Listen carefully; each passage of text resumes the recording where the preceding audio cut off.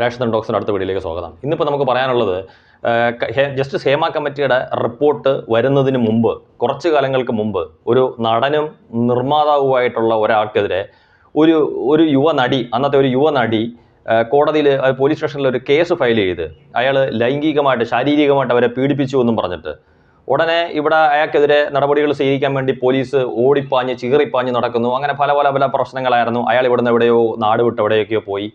അവസാനം അവിടെ ഇരുന്നുകൊണ്ട് അയാൾ മുൻകൂർ ജാമ്യത്തിന് വേണ്ടിയിട്ടൊക്കെ ശ്രമിച്ചു. അങ്ങനെ ഒരുപാട് കടന്ന് കഷ്ടപ്പെട്ട് പോലീസുകാർ ചാടി പുറപ്പെട്ട് തുള്ളി എങ്ങനെയെങ്കിലും പിടിച്ച് അയാളെ അകത്തിടാൻ വേണ്ടിയിട്ട് അവസാനം അയാളുടെ കേസ് കോടതി വരുന്ന സമയത്ത് അയാളുടെ ഫോണിൽ എന്തൊക്കെയോ രേഖകളുണ്ടായിരുന്നു, വാട്സാപ്പിലോ മറ്റോ കണ്ട്. അപ്പോൾ അത്തരത്തിലുള്ള രേഖകളെല്ലാം അയാൾ കോടതിയിൽ ഹാജരാക്കി. എനിക്കൊന്ന് ബഹുമാനപ്പെട്ട ഹൈക്കോടതി മുമ്പാകെ മറ്റോ അദ്ദേഹം ഹാജരാക്കി.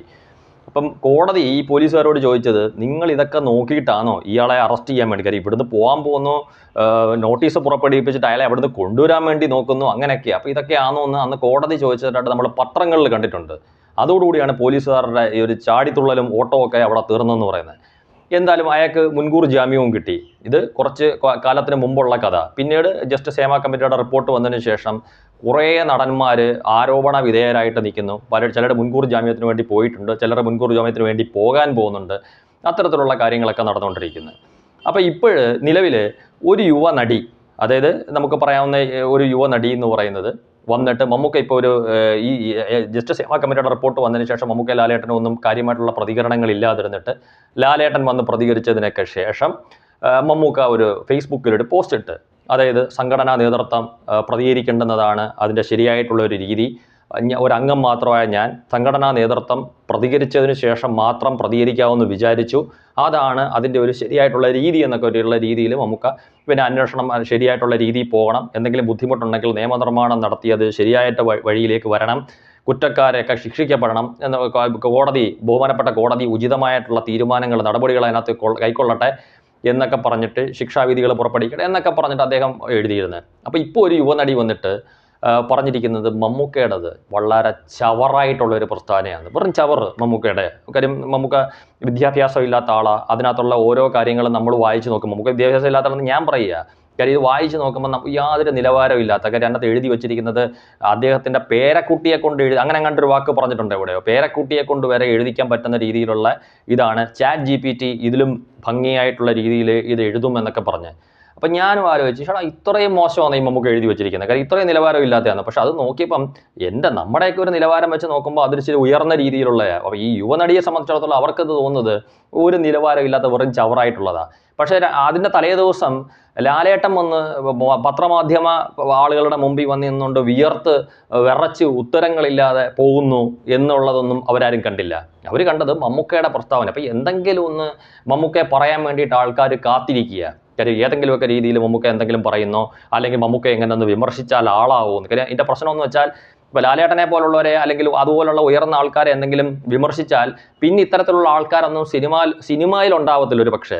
നേരെ മറിച്ച് മമ്മൂക്ക ആരെങ്കിലും എന്തെങ്കിലും പറഞ്ഞാലും പിന്നീടും അവർക്ക് വീണ്ടും സിനിമയെ തുടരാൻ പറ്റും. കാര്യം മമ്മൂക്ക ആരും ഉപദ്രവിക്കാൻ നിൽക്കത്തില്ല. അതിൻ്റെ ഏറ്റവും വലിയ ഉദാഹരണമാണല്ലോ മമ്മൂക്കയ്ക്കെതിരെ വിവാദം ഉണ്ടാക്കി മമ്മൂക്കയെ അവമാനിക്കാൻ വേണ്ടിയിട്ട് ഒരു ശ്രമം നടത്തിയിരുന്ന ഒരു നടിയെ, ഒരു യുവനടിയെന്ന് പറയാവുന്നവരെ മമ്മൂക്ക ഒരു സിനിമ എടുക്കുന്ന സമയത്ത്, അതായത് മമ്മൂക്കയുടെ ഏറ്റവും അടുത്ത സുഹൃത്ത് അല്ലെങ്കിൽ മമ്മൂക്കയുടെ ഏറ്റവും അടുത്ത ആൾ ഒരു സിനിമ നിർമ്മിക്കുന്ന സമയത്ത് അതിനകത്തൊരു നായികയായിട്ട്, മമ്മൂക്കയുടെ നായിക അല്ലെങ്കിൽ പോലും അവരെ നായികയായിട്ട് മമ്മൂക്ക കൊണ്ടുവന്നത്. കാര്യം മറ്റൊരാളുടെ സ്വഭാവത്തിനാണെങ്കിൽ അവർ പിന്നെ ആ സിനിമയിലെന്നല്ല ഒരു സിനിമയിലും ഉണ്ടാവത്തില്ല. അപ്പം മമ്മൂക്കയെ ആരെങ്കിലും എന്തെങ്കിലും പറഞ്ഞാലും അതിനു മുമ്പും ഏതോ ഒരു അവാർഡ് വേദി വെച്ച് മമ്മൂക്ക അവരെ ചേർത്ത് പിടിച്ചതാണ്. കാര്യം ആരും പ്രശ്നം ഉണ്ടാക്കണ്ട, കാര്യം എനിക്ക് ആരോടും പകയും വിരോധവും ഒന്നുമില്ല എന്നുള്ള രീതിയിൽ സ്നേഹത്തോടു കൂടി. കാര്യം മമ്മൂക്ക എന്നും ആ ഒരു നിലപാട് സ്വീകരിച്ചിട്ടുള്ള ആളാണ്. അപ്പോൾ ഇപ്പോഴും മമ്മൂക്കയെ പറഞ്ഞ ആളാവാം, മറിച്ച് മമ്മൂക്ക പ്രതികരിക്കത്തില്ല. മമ്മൂക്ക ഫാൻസും എനിക്ക് തോന്നുന്നു കുറച്ച് മര്യാദയായിട്ടും മാന്യമായിട്ടും പ്രതികരിക്കുന്ന ആൾ. അത് മുമ്പൊരിക്കൽ ആരോ പറഞ്ഞ കണക്ക് എനിക്കൊന്ന് ചൗത്താൻ തന്നെ പറഞ്ഞത്. ഇപ്പോൾ ലാലേട്ടനെ വിമർശിച്ച് എന്തെങ്കിലും വീഡിയോ ചെയ്താൽ അതിൻ്റെ താഴെ വന്ന് തെറിയഭിഷേകമായിരിക്കും ലാലേട്ടൻ്റെ ഫാൻസ്. നേരെ മറിച്ച് മമ്മൂക്കയെ വിമർശിച്ച് എന്തെങ്കിലും ചെയ്തു കഴിഞ്ഞാൽ മമ്മൂക്കയുടെ ഫാൻസുകാർ വളരെ മാന്യമായിട്ടും മര്യാദയായിട്ടും മാത്രമേ അതിൻ്റെ താഴെ വിമർശനങ്ങളുമായിട്ട് വരാറുള്ളൂ എന്ന് പറഞ്ഞിരിക്കുന്ന കണക്ക്. അപ്പോൾ അതുകൊണ്ടായിരിക്കും ഇങ്ങനെ കൂട്ടത്തോടെ ഇറങ്ങിയിരിക്കുന്നത്. അപ്പോൾ ഈ പറഞ്ഞിരിക്കുന്നതൊക്കെ ആദ്യത്തെ യുവനടിയുടെ പേര് ഞാൻ പറയുന്നില്ല. നിയമപരമായിട്ടുള്ള ചില കാര്യങ്ങളുണ്ട്. അവിടെ ഏതോ സാഹചര്യമൊന്നും സംഭവമൊന്നും ഞാൻ പറയുന്നില്ല, ആരാണ് വ്യക്തി എന്നൊന്നും ഞാൻ പറയുന്നില്ല. പക്ഷേ ഇപ്പോഴത്തെ ഈ ഒരു യുവനടിയെക്കുറിച്ച് ഞാൻ പറയാത്ത എന്താണെന്ന് വെച്ചാൽ, എന്തിന് വെറുതെ നമ്മൾ നമ്മൾ പറഞ്ഞ ആളാക്കണം. ഇതിപ്പോൾ അറിഞ്ഞിട്ടില്ലാത്ത ആൾക്കാർ ഇങ്ങനൊരു സംഭവം ഒന്ന് അറിഞ്ഞിരിക്കാൻ വേണ്ടിയിട്ടാണ്. ഇനി ആരാന്ന് പറഞ്ഞിട്ട് വേണം ഇനി അതിനകത്ത് നോക്കി കുറേ ലൈക്ക് കൊടുത്ത് കുറേ ഇപ്പം തന്നെ എനിക്ക് തോന്നുന്നു അതുമായിട്ട് ബന്ധപ്പെട്ടിട്ട് ഇന്നലെ ഞാൻ പറഞ്ഞ ഒരു ചാനൽ മമ്മൂക്കയെ മറ്റൊരു സംഭവമായിട്ട് വിമർശിച്ചിരിക്കുന്ന ഒരു ചാനൽ ഈ ഒരു സംഭവം എടുത്തൊരു വീഡിയോ ചെയ്തിട്ടുണ്ട്. അതിൻ്റെ താഴെ മമ്മൂക്ക എനിക്ക് തോന്നുന്നു ആ ചാനൽ കാണുന്ന കംപ്ലീറ്റ് ആൾക്കാർ ഒന്നുകിൽ ഇത് അവരുടെ എല്ലാം ഫേക്ക് അക്കൗണ്ടുകളാണ്, അല്ലെങ്കിൽ ആ ചാനൽ കാണാൻ വേണ്ടി ഇരിക്കുന്ന കുറേ ആൾക്കാരാണ്. അതിൻ്റെ താഴെയും വന്ന് ആ പറഞ്ഞിരിക്കുന്ന യുവനടിക്ക് സപ്പോർട്ട്, മമ്മൂക്ക അങ്ങനെയാണ്, അത് മമ്മൂട്ടി ഇങ്ങനെയാണ്, മമ്മൂട്ടി അങ്ങനെയാണ്, മമ്മൂട്ടി എന്തൊക്കെ അദ്ദേഹത്തിനെ വിമർശിച്ചിരിക്കുന്നത്. അപ്പോൾ ഇതൊരു സ്ഥിരം പരിപാടിയായി മാറിയിരിക്കുക കുറേ ആൾക്കാരുടെ. ഏത് തരത്തിൽ പോയാലും മമ്മൂട്ടി എന്ന് പറയുന്ന ഒരു മനുഷ്യനിലേക്ക് നമ്മൾ പറഞ്ഞ കണക്ക് ചാഞ്ഞ മാവിൽ ഓടിക്കീറുന്നെന്ന് പറയുന്ന, അല്ലെങ്കിൽ മാങ്ങ ഉള്ള മാവിലെ കല്ലെറിയുന്നുള്ളെന്ന് പറയുന്ന രീതിയിലൊക്കെ ഉള്ള ഓരോ പരിപാടികളാണ് ഇവിടെ ഓരോരുത്തർ കാണിച്ചുകൊണ്ടിരിക്കുന്നത്. അതുകൊണ്ട് ഇനി ഞാനായിട്ട് പറഞ്ഞിട്ട് അവരുടെ ഈ പറഞ്ഞ കണക്ക് ലൈക്കും ഷെയറും വ്യൂസും ഒന്നും അവരുടെ കൂട്ടിക്കൊടുക്കണ്ട. അതായത് അതങ്ങനെ അങ്ങ് നിന്നോട്ടെ. അതുകൊണ്ടാണ് ഈ പറഞ്ഞ കണക്ക് പേര് പറയാതെ ഈ ഒരു സംഭവം മാത്രം പറഞ്ഞ്. അപ്പോൾ ഇത്തരത്തിലുള്ള കാര്യങ്ങളും സിനിമാ മേഖലകളിൽ നടക്കുന്നുണ്ട്. പിന്നെ നമ്മൾ മുമ്പേ പറഞ്ഞ കണക്ക് ജസ്റ്റിസ് ഹേമ കമ്മിറ്റിയുടെ റിപ്പോർട്ടുമായിട്ട് ബന്ധപ്പെട്ടിട്ടുള്ള അന്വേഷണങ്ങളിൽ കുറ്റാരോപിതരായ പുരുഷന്മാർ വരുന്നിടത്ത് ഇതോടൊപ്പം ഞാൻ മുമ്പേ പറഞ്ഞ ചില കേസുകളിൽ, അതായത് സിനിമ വാഗ്ദാനം കൊടുക്കുന്നെന്നുള്ള പേരിൽ അല്ലെങ്കിൽ സിനിമയിൽ അഭിനയിക്കാനുള്ള അവസരം കിട്ടുമെന്നുള്ള രീതിയിൽ ഇത്തരത്തിലുള്ള നടന്മാരോടും നിർമ്മാതാക്കളോടും എല്ലാം വളരെ സ്നേഹമായിട്ട് പെരുമാറിയിട്ട് നാളെ അവസരം കിട്ടാത്ത സാഹചര്യത്തിൽ കോടതിയിലേക്ക് പോയി അല്ലെങ്കിൽ പോലീസ് സ്റ്റേഷനിലേക്ക് പോയി ഒരു കംപ്ലൈൻറ്റുമായിട്ട് കൊടുത്ത് ഈ ഇര എന്ന് പറയുന്ന രീതിയിൽ അവരുടെയൊക്കെ പേര് ഒളിച്ചു വെച്ചിട്ട് ഈ നടന്മാരുടെ അല്ലെങ്കിൽ പുരുഷന്മാരുടെ പേര് പത്രമാധ്യമങ്ങളിലേക്കും സാമൂഹ്യ മാധ്യമ രംഗത്തേക്കും വലിച്ചഴച്ച് അവരെ കോടതി വരെ എത്തിച്ച് അവരുടെ കുടുംബം തകർക്കുന്ന ചില യുവനടിമാരും ചില നടിമാരും ഒക്കെ ഉണ്ടാകാം ഈ ഫീൽഡിൽ. അത്തരത്തിലുള്ള ആൾക്കാരുണ്ടെങ്കിൽ അവർക്കെതിരെയും ഈ ഹേമ കമ്മിറ്റി റിപ്പോർട്ടിൻ്റെ പുറത്തുള്ള അന്വേഷണം അവരുടെ മേലിലേക്കും വ്യാപിപ്പിക്കണം.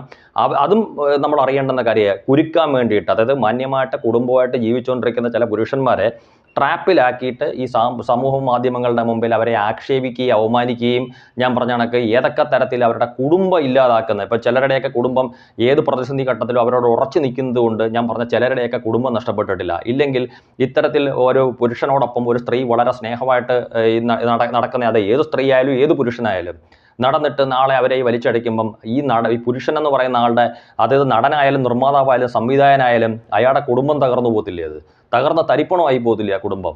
പക്ഷേ ചില ഭാര്യമാർ മാത്രം ഭർത്താക്കന്മാരോട് ഉറച്ചു നിൽക്കുന്നുണ്ട് അവരുടെ കുടുംബത്തിന്. അപ്പം പുരുഷൻ്റെ കൂടെ നിൽക്കുന്ന സ്ത്രീ നാളെ കാല് മാറ്റി ചവിട്ടി അവരെ മറ്റുള്ളവരെ കുരുക്കുന്ന സമയത്ത് പുരുഷൻ്റെ ജീവിതം തകരാം. അവൻ്റെ പേര് സാമൂഹിക മാധ്യമ രംഗത്തേക്ക് വലിച്ചഴക്കാം. കാര്യം അവൻ വേട്ടക്കാരനാണ്, ആ പുരുഷനെ പറയുന്ന വേട്ടക്കാരനാണ്. എന്നാൽ ഒന്ന് ചിന്തിക്കുക, എല്ലാ പുരുഷന്മാരും വേട്ടക്കാരാണോ? ഇത്തരത്തിലുള്ള സംഭവങ്ങളിലേക്ക് അവസരങ്ങൾക്ക് വേണ്ടിയിട്ട് പുരുഷനോടൊപ്പം അല്ലെങ്കിൽ ഇവരോടൊക്കെ പോയിട്ട് ഇവരെ കുരുക്കിപ്പെടുത്തുന്ന കേസുകളിൽ പോലും പുരുഷനാണോ വേട്ടക്കാരൻ? അപ്പം ഇവർ ഇങ്ങനെയുള്ള അത്തരത്തിലുള്ള അയാളെ കുരുക്കിലേക്ക് പെടുത്തുന്ന ആൾക്കാരാണ് ഇരയെന്ന് പറയുന്നത്. അവിടെ ഞാൻ നോക്കിയിട്ട് തിരിച്ചാണ്.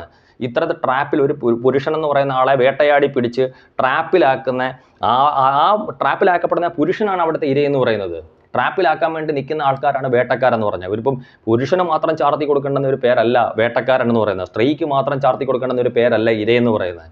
അപ്പോൾ ഇത്തരത്തിലുള്ള കാര്യങ്ങളെക്കുറിച്ചും ബഹുമാനപ്പെട്ട കോടതിയുടെ മേൽനോട്ടത്തിൽ അല്ലെങ്കിൽ പോലീസ് ഉദ്യോഗസ്ഥരുടെ നേതൃത്വത്തിൽ ഇത്തരത്തിലുള്ള കാര്യങ്ങളെക്കുറിച്ചും അന്വേഷണങ്ങൾ വേണം. ഏതെങ്കിലും പുരുഷന്മാരെ ട്രാപ്പിലാക്കാൻ വേണ്ടി ആരെങ്കിലും ശ്രമിക്കുന്നുണ്ടോ എന്നുള്ളത്. Thank you.